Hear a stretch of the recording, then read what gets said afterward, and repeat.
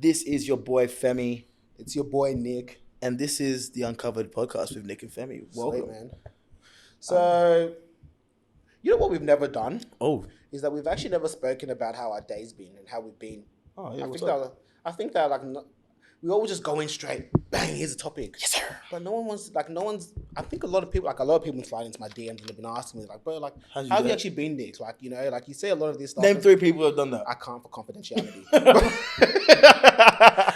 I have your passwords. Ain't nobody is hitting you up with your So I thought I'd literally me, your missus, and your mom. So I thought I'd take this opportunity to respond to some of the DMs and how my How's your day's day, kind of bro? been Let's like. talk it up. Yeah, man. So honestly, my day's been great. Okay. Starting the new year, Yep. but I felt quite in the mood, Okay.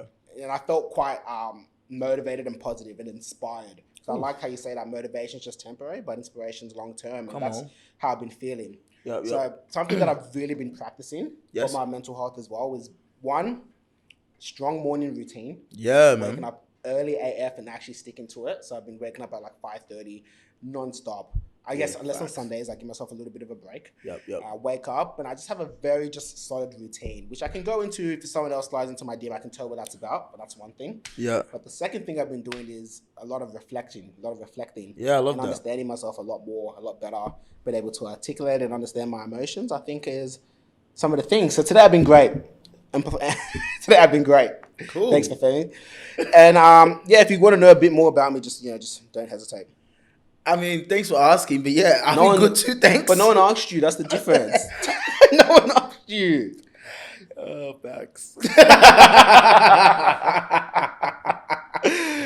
Boom. So what are we talking about today, Femi? Anyway, Bang. So, honestly, obviously, everybody's life experience and experience with mental health is different. yeah, So, I think it's really important that we talk about it from a cultural perspective. Cultural sensitivity is quite an important element of mental health because your environment is so important 100%. to you, the way you respond and the way that you actually build resilience in your whole kind of mental health journey. So I really want us to talk about our culture, not just African, migrant, whatever you want to call it. Culture might be Australian, whatever. Culture is very, very vast. So I want to talk about that, mate. I think that's sick, man. I think we didn't talk about that enough at all. 100%. Something that we were always told about in the healthcare system, especially living in Australia. Like we have a massive diverse community and you get exposed to a lot of different types. But in terms of a mental health perspective, I think, I can't wait to talk about that. So, First. sorry, man. Thank you for that look. So that's just our sound guy just saying you look so good, Nick. So let's talk about it, right? Because what we've... doing a podcast. Ugly guy, man. Podcast face, bro. You got a podcast face. You know what? So let's talk about it, right? So different cultures, right? Right. In this place that we live in, we understand that one of the biggest things that we know as nurses, right, is that not everybody that comes to our hospital is always receptive to treatment and receptive to actually coming in and seeking the help that we provide. Yes. Right? And why do you actually think that is? In terms of a mental health perspective, why do you think a lot of people from different cultures find it difficult to kind of engage with mental health services?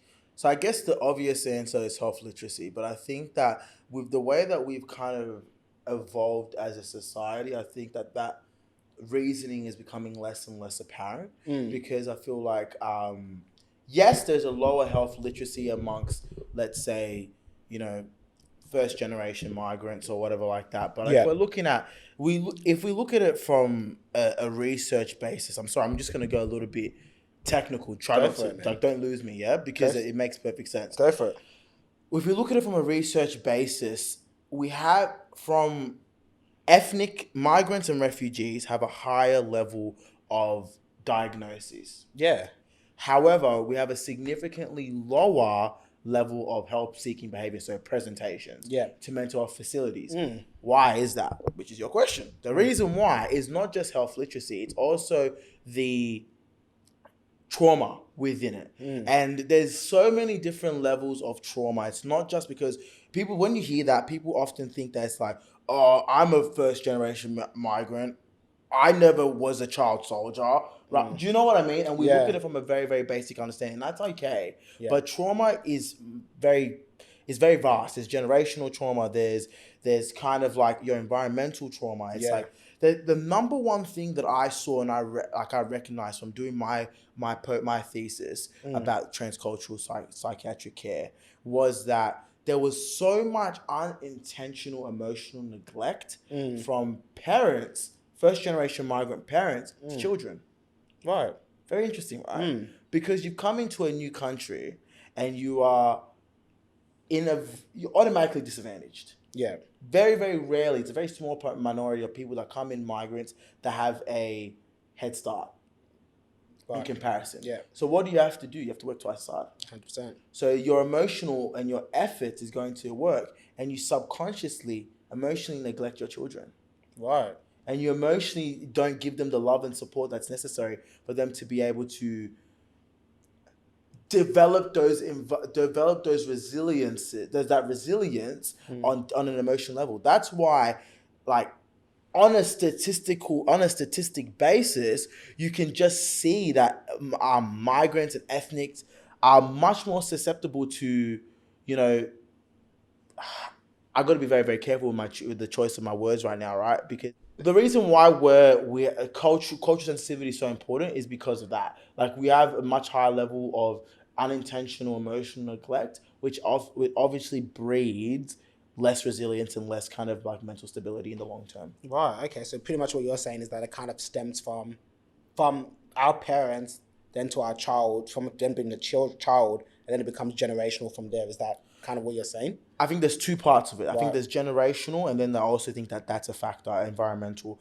Okay. So generational, without it being too kind of scientific and going into evolution and all that kind of stuff, trauma can be passed on to your generation to generation. And you see that they did a test on it with Holocaust survivors. Their children had a very, very different makeup as opposed to people that, you know, like quote unquote regular normal people that didn't experience that.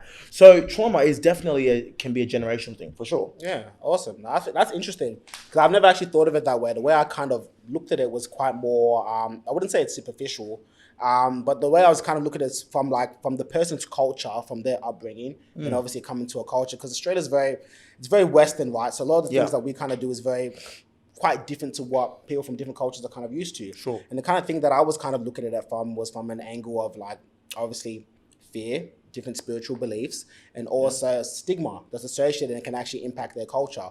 For example, when it comes to stigma, I feel that particular different cultures, there's a lot more repercussions involved where someone admits that they're mentally unwell as opposed to how it would be like or perceived in Australia. Sure. And because of that, a lot of people are fearful of actually opening up or engaging with the services because they don't want to have that shame or that guilt or that reputation that I'm someone that's kind of unwell. 100%. And from my perspective, I felt that's a lot of the reasons why a lot of people then engage with this type of services because I don't want that on my record. Sure. The thing about it is that once you come to a hospital and we put that on your medical record, it's on your medical record. Sure. And a lot of people are quite fearful of that. The other thing that I was talking about in terms of spiritual kind of beliefs, right, was in terms of what people's beliefs in terms of what mental health is. For example, I think it's in India or something like that. I think that I might be wrong. I might be wrong, but I think it's but there's I think it's in India. I'm pretty sure it's in India where Let's hope so. I hope so because if not, I'm gonna lose my credibility so good. No, go. But I think it's in India that people kind of look as being mentally unwell as a result of karma. It's like this is what you kind of put this upon yourself, and as a result, In parts of India, yeah. Right. it's India. Beautiful. Parts of India, but yeah, sure. Facts. That's what I meant. Parts of India. They look at it as a karma and as a result of like, this is how you kind of deserve this on yourself. And I think that, you know, coming into Australia or coming into the Western society and where we look at mental health as more of like, we separate the two as we separate as mind and body, mental and physical, as some cultures look at it all as one thing. I think that's kind of the reasons why a lot of people don't kind of engage with the services because either they feel like, A, this is my karma, or two, I don't feel like it's something that I kind of need to work with. I think that's really interesting. I think that we're looking at from a perspective of third world and second world countries. I think, but I feel like that's 100% correct for second and third world countries Yeah. and immigrants coming in here from those places. Yeah. But the research shows that it doesn't really matter what country you're coming from. You can be coming from England and have that same effect of having a higher level of presentation but lower likelihood to actually seek help-seeking behaviors. The reason being of that kind of traumatization of being a migrant, that whole kind of moving and that whole kind of process. So I think that you're not incorrect. I think there's just 2 points to it. And I think that it's quite interesting to not, I think it's quite important rather to not kind of, how do I say this? To not oversimplify it. Yeah. And to not to Yeah, that's what I was oversimplify gonna say. what's going on with what's happening, because it's very easy to say that, and I think that it's correct. But However, it's not the main thing. It's not the main reason. Yeah. It's not the cause. I think it's Which just, is true, because yeah. you can never be like, just like, this is the specific reason why, blah, blah, blah, blah. Yeah. It's not. Of course, because Yeah. you look at different cultures. Like there's some countries in the world where when you're mentally unwell, you're getting arrested. You're going to jail. 100%. You know what I mean? Like you're just, or you're a witch, or you're That's whatever. right. You Just know like what I mean? us, like in Nigeria. In like, Nigeria, like you're not getting any love for that. Yeah, I mean, You're like not getting if any all my love. Niger people or we're daru, you know what I mean? No one's saying, "Oh, this guy needs help." It's like, we're really. That means crazy in my language, right? It's like he's lost his mind. So it's very, very interesting that we don't. If I'm being honest, if I'm like, I don't know my language 100 back to front. Yeah. I can't think of a word for mental health, which is interesting. It's interesting, right? I've never heard my parents talk about mental health. It's only until I started actually doing this that my mom was like, Yeah. "Oh, that's interesting," because if people back home were to receive this in Nigeria, that it wouldn't be receptive to it. My mom was telling me the other day that someone was unwell, and the community's like, "Oh my god, this person's is a witch, is a winch. Of course. We're gonna set him on fire," and everyone's celebrating that. Like it's just.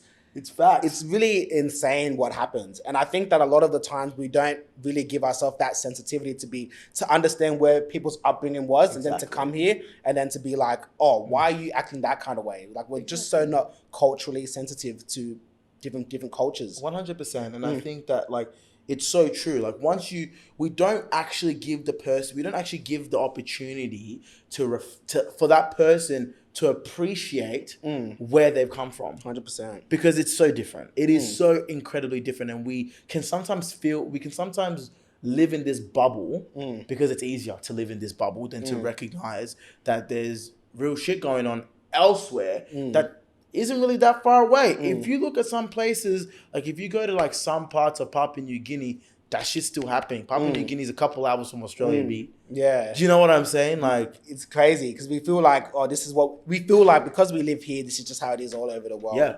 But it's really not like that at all. Like I used to be like that as well. I used to be like, oh, Australia is just, this is how it is everywhere. Blah, blah, it's blah. where it should be. It's where I should be. But it's like, nah, honestly, like I'm very blessed. We're very blessed to be here. Like We are the 1%. We are the 1%. We are the 1%. Yeah. 100%. So it's like it's a very interesting kind of topic. Yeah, 100%. Very, very interesting. But what's your kind of take on that? Because obviously we understand that's part reason that people don't engage with mental health services. Right. Do you think that makes it correct or true to not do that? Or What I always say is trauma is not an excuse, it's an explanation. And I got that off someone, I really, really love Maston Kipp. I think he's one of the most like pioneering and innovative. Is he mental health? He talked about mental health, yeah. Okay. He's absolutely fantastic kind of like entrepreneur, like unbelievable guy, right? And he always says that like it's not an excuse, but it's an explanation. I'm not saying that it's right or it's wrong. It's not negative or positive. I'm not saying any of that. I'm just saying that it's a way for you to understand that person's thought process and that person's behavior. Right. The reason why you let's say for example, the reason why you might be distant emotionally is because you might have emotional neglect. You might be traumatized from that as a child. Yeah. And you might not recognize that. It's not saying that it's right. It's not saying that you shouldn't get that fixed. I'm not saying that it's an excuse for you to go and slap someone in the face. Yeah. But it definitely is the explanation for that. 100%. But even though we understand that's the explanation, like from our stance point, it's like, what do you kind of do? Because I still have the belief that like, even though I understand why you're doing this, Sure. I'm not saying that it's wrong or right, but I would still kind of encourage you or motivate you to come and seek that help and seek that services. But what it kind of sounds like, what I'm saying by doing that is that I'm disagreeing with that belief that you have and that you should engage or you should kind of disregard all of that. No, I don't think that that's true. I think that like it all comes down to communication and the way that you word things, because having a different stance doesn't mean that you are demeaning that person's belief system. Right. That's what it means being culturally sensitive. It doesn't mean culturally dismissive. Right. It means understanding that person and being sensitive to the fact that that person's culture is what is a big advisor and is guiding that person's beliefs, is guiding that person's decision making, Yeah. and being able to put that into consideration when you're then making your own suggestions. Yeah. Because the truth is, you're making suggestions based on what we know now. We might be wrong in 5 years. That's true. So for you to say that you're right is completely wrong. It's just you're just giving them advice and you're giving them a guidance as to what is, from what we know now, from the best research and the best kind of evidence, is this is the best process for dealing with this level of mental health. And that's all you got to say. And it's just as long as you're culturally sensitive about and understanding like their thought process and giving them time, 100% I think that it's going to be effective. I don't think it's going to result in it could result in an argument, but I don't think that it should. Yeah, absolutely. Because I just like I agree 100% with what you're saying. Yeah. It's always that kind of fine balance and trying to understand the language and not kind of still being sensitive, because obviously we're as nurses, like we have to be. Yeah, that's all that it is. But as a result of it, sometimes like I've had experiences, obviously in emergency, where you've had someone that come from a different culture. I'm trying to give them something that we believe through our evidence and our research is best for them. They don't believe that. And it turns into a disagreement, an argument, and it comes to a point where it sounds like what I'm saying to them is that my way is right. This is what's going to help you. And if you don't do this, this is going to be the repercussions. That's what it sounds like. But I feel like from that sentence, it sounds like you didn't ask enough questions and you didn't delve deep into that person's thought process. Possibly. Because I feel like if you're able to ask the right questions and ask the why over and over again, like the same process that we spoke about before, about validate, empathize, ask why, and go through that process, you'll get a much better response as to why that person is hesitant. And it might not be as simple as I'm wrong, you're right. It could be like there might be that person, that individual person as a specific trauma attached to that hospital, for example. And it might be as simple as like, I want that, it's not that I don't want I don't want my loved one to get help. I just don't want them to be inpatient. I don't want them to be X. I don't want them to be Y. Yeah. So if you actually get down to the root cause of it, I think that we're going to be able to have better conversations about mental health. Comes down to having therapeutic relationships. Therapeutic relationships come down to having better conversations. Yeah. Fair enough. That's fair enough. Now, I saw one thing that you wrote here. You were saying about because you weren't born overseas doesn't mean you didn't have cultural burdens to address. Yes. Can you elaborate on that? What I mean by that is that we have this game where we compare trauma and we compare burdens, where we believe that because I was born overseas, my shit's heavier to deal with than yours. Okay. I was born overseas, right? But I don't, for 1 second, discount the individual trauma that somebody that was born here may have. Basically, what I'm saying is that this is not trauma, or trauma-informed care is not a dick measuring competition. Yeah. I'm not here to dismiss or negate that other person's kind of issues. Right. So what I mean by culture, and when I say that, is like just because you were born here doesn't mean you don't have those cultural burdens. And that means that's a two-pronged approach. It may be that you have immigrant parents and you were born here, and maybe that you First Fleet Australia and been here your whole life. It still means that you have cultural issues that you need to deal with for you to be able to have the best mental state. Okay. And that's a fact. It just means that because yes, right, in terms of a general sense, marginalized communities obviously go through more immediate trauma that we see, right? In comparison to a 6-foot white guy from Mossman, right? So what I'm getting at is that we shouldn't discount those other people, and I think that it's very, very valid for those people to accept their own trauma, because I often have conversations with people that were born here, and they often feel like what they're going through is invalid in comparison to what I've gone through. Right. But I don't think that's right. Nah, I hear that. Okay. Because I've never had those kind of conversations. So to me, I was like, I never knew that people kind of compared their trauma to that kind of level that it was becoming a bit of a thing. But that's very interesting. Do you think that objectively, though, sometimes you can just straight up say that some situations are worse than others? Objectively? I don't think objectively, the word objectively comes into trauma, if I'm being honest. I think that it's something that is so personalized and is so based on resilience and so based on environment. For me to say that like that is worse than that is very difficult for me to say that. There's obvious traumatic experiences. Yeah. However, am I able to say that that person's trauma is bigger than somebody else's? No, I can't.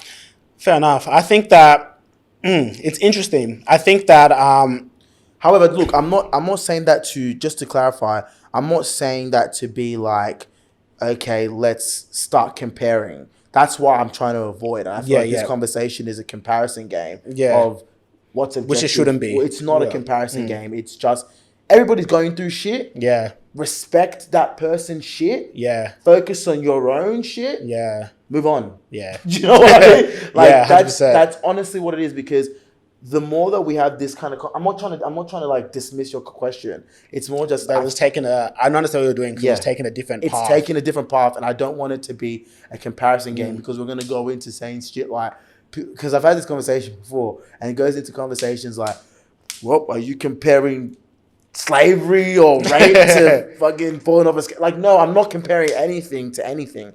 What I'm getting at is that like each person's experience needs to be respected. Yeah, 100%. And I agree with that point entirely, 100%. But I think that like pretty much the moral of what kind of we're talking about is that it's just so important to be culturally aware and sensitive, and not to just discount or discredit anyone. 100%. I think a lot of the times we get into the habit of doing that, which just isn't right. Like we just got to kind of just focus on what we're doing and be aware and just kind of move forward from that. We waste too much time, too much energy comparing and just being rude in general, where it's like, no need for that. And it happens. You have it works on two sides, because like, this is what I believe, right? It works on two sides. You come in there and you talk to a Caucasian white guy from Mossman, and he wants to talk about his issues and what he's going through. Yeah. And you're going through shit in terms of like, someone's just called you the N-word on the bus. Yeah. And he wants to talk about his shit. Yeah. Like, shut up, man. You know what it's like to be called an N-word every day? Yeah. You're comparing. It's just like, but you don't know what he's going through. You haven't even sat there to ask. Yeah. So it's really, and the vice versa, the opposite is that person, you want to speak about it and you want to be able to kind of help on that. Yeah. And you want to be able to get help on it, but you always feel like, I can't ask him because he's going through worse shit. Yeah, there's people out there worse than me. Yeah. And I think that's you're struggling because blah, blah, blah. It's such a toxic statement to make. There's someone out there who has it worse than me. That doesn't matter. If you're going through stuff, you need to seek your own help. 100%. And you need to be comfortable enough to value yourself enough to be able to do that. Because really what you're saying by like, someone's got it worse off than me, that's okay. I'll let them. There's not a finite amount of help in the world. Yeah. It's not finite. So it's like you're just saying that you're not worthy of the time or deserving of the time to be able to help and heal. So I think it's very, very important that we don't make those statements. There's other people out there worse 100%. Off. Yeah. And that's just like, it's kind of like you're doing a disservice to yourself. You're just letting whatever's boiling inside you just manifest and just lead to something that's way worse than what it should have been. Okay. I think that's a really important point. But I think for the most part, man, I think we covered a very, very interesting kind of topic that I think that a lot of people will actually benefit from and is super valuable to that. I don't like that dance for me, man. Yes, sir. So yeah, I think we're pretty much good to kind of wrap it up. What do you Me too, man. I love that topic. I think that this is a very, very interesting topic and it's something that's close to my heart. So I'm really happy with that. 100%. So as always, hit the beat. So, yo, hear me. So if you like that, leave a review. Talk to me. I'll come through. Oh, no, go bars, Drake. We're calling out every rapper in Sydney. Nah. Kwame. Nah, especially Kwame. Kwame, we're coming for you, boy. Nah, boy, you don't want it. But honestly, if you love that and you learn something from that, like leave a review, drop a comment. Yep. I'd love to hear your learnings, what you guys kind of got from that, 100%, and what more you'd like to see of what kind of topics, what kind of angles. Do you even agree with what we were saying? You don't have to. You don't have to at all. This is just kind of our perspective. That's all we're sharing from what we've learned, what we've dealt with. And research, but And you know, if research, you but want to disagree, that's fine as well. You can disagree. You're more than No, welcome you to. can't. You definitely disagree because at the end of the day, man, like, hey, this is what we know right now. You might be pioneering it, and you might actually know a lot more about that stuff from your own perspective, and you've lived it. And we'd love to hear from you. Yeah, 100%. So drop a comment, leave a review, and I'll see you guys next week in the next episode of... See you on Thursday, actually. Yeah, facts. See you on Thursday. See you on Thursday. Of the world's greatest podcast in the world. Yes, sir. Peace and love. It is the Uncover Podcast. Follow us on Instagram at Nick and Femi. And if you want to follow me for, you know, some selfies, at Who's Femi. And at Neezy, 4 E's and an underscore. And underscore. Underscore. It's easy. Just type in N 4 E's and you'll... Boom. Peace and love. Peace and love, guys. Wow.